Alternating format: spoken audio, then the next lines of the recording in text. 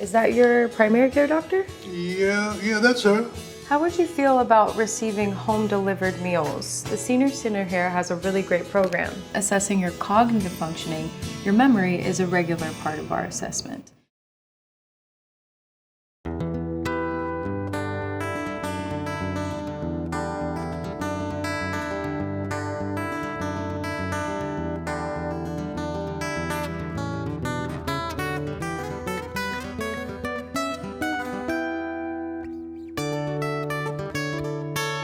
In this episode, APS professional Angel Vasquez continues the interview with 76-year-old Noah Jackson to assess the home environment, Noah's mental health, and concerns that he may be experiencing self-neglect. Okay, Noah. I know that I've been taking up a lot of your time today, and I appreciate you allowing me to ask you all these questions. You're welcome. Does that mean you're almost done? Yes, we're nearly there.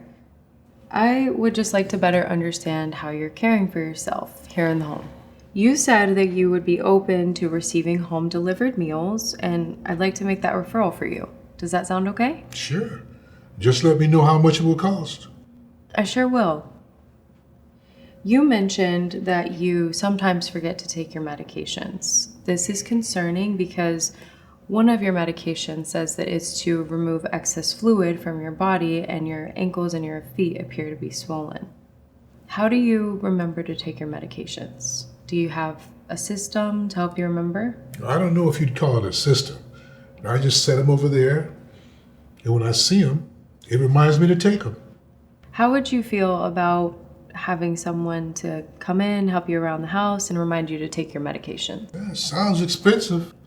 It could be, but fortunately for us, there's a program here that specializes in services for older adults. Just like with the meals, these services could be free to you or sliding scale based on your income. Do you think you might be interested? I don't know. Could you tell me more about it? Here is a list of the caregiver services that they provide. Oh, and they also offer transportation to their center for meals and other activities. And there's a nurse and a doctor on site for any needs that you might have in that area. How does that sound? Well, I'll think about it. Okay, well, I'll leave that with you so you can think about it. Oh, and I think you can arrange a visit to their facility for, to check it out and meet some of the staff there to see if it's something you might be interested in.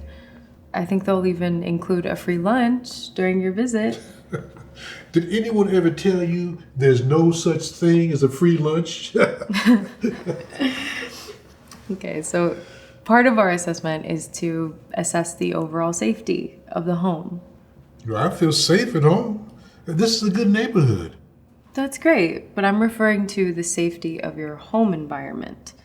How safe you are around the house, are there things you might trip over, that sort of thing. Do you mind if I have a look around your apartment? I suppose. Don't mind the mess. I'm noticing this pile of mail here. Can you tell me more about this paperwork? Well, I don't have any family or friends to send me mail, so I reckon that's all junk. It just piles up there, and when it spills over to the floor, I just toss it out. I see. Is that maybe what happened to the overdraft notice from the bank that you talked about? Well, that's likely. I don't know what half that junk is.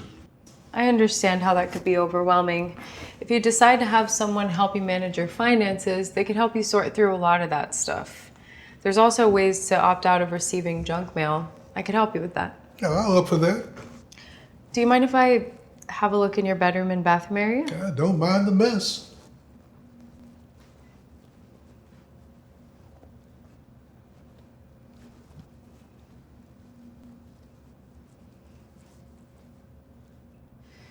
I'm noticing a large pile of clothes in the floor in your bedroom. Yeah, well, I got a little behind in the wash.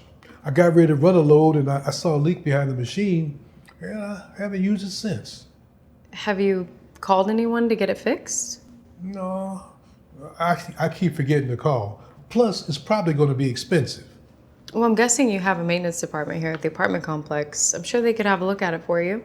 I wouldn't know anything about that. Well, maybe we can find the phone number for maintenance and give them a call.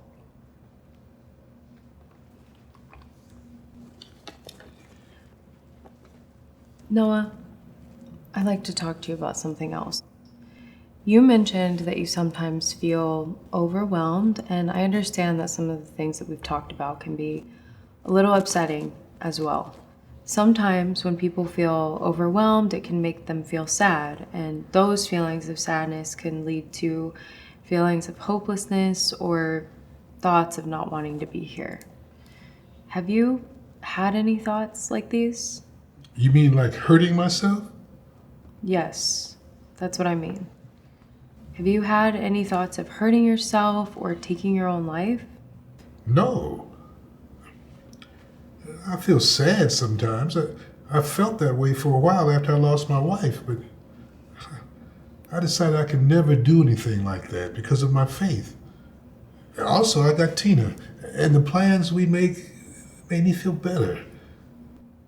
But I guess that's all over with now. It felt good to be needed again. I appreciate your willingness to have this conversation. Would you be willing to speak with someone, a professional, about these difficult feelings you've been experiencing? You mean like a shrink? Yes. Well, we call it counseling or therapy. A counselor could help you navigate through some of these tough feelings in regards to the situation with Tina or other things in your life in general. Well, I'll think about it. Okay. Well, thank you for considering it. I'll get you some resources and we can talk about it the next time we speak. Next time? Yes. If you'd be willing, I'd like to speak to you again to talk in more detail about some of the things that we've discussed today. I'm open to that.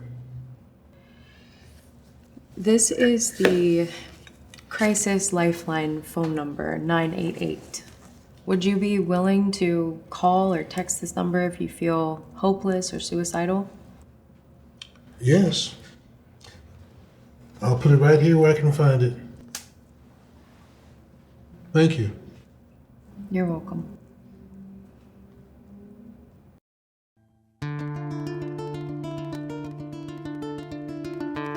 I'd like to better understand how you're caring for yourself here in the home. You said that you would be open to receiving home-delivered meals. I don't think you'd call it a system. I just set them over there, and when I see them, it reminds me to take them.